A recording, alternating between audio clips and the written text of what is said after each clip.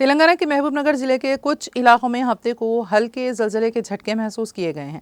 حکام کے مطابق ریکٹر اسکیل پر اس کی شدت 3 درج کی گئی۔ یہ جھٹکے معمولی تھے اور کسی بڑے نقصان کی اطلاع نہیں ملی۔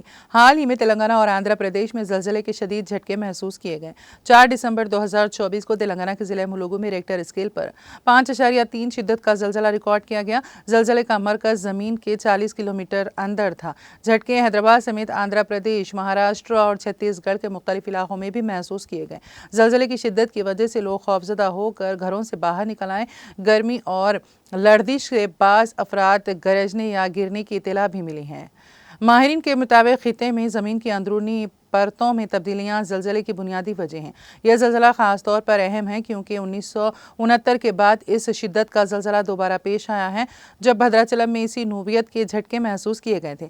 ماہرین نے لوگوں کو محتاط رہنے اور زلزلے کی صورت میں محفوظ مقامات پر جانے کی ہدایات دی ہیں۔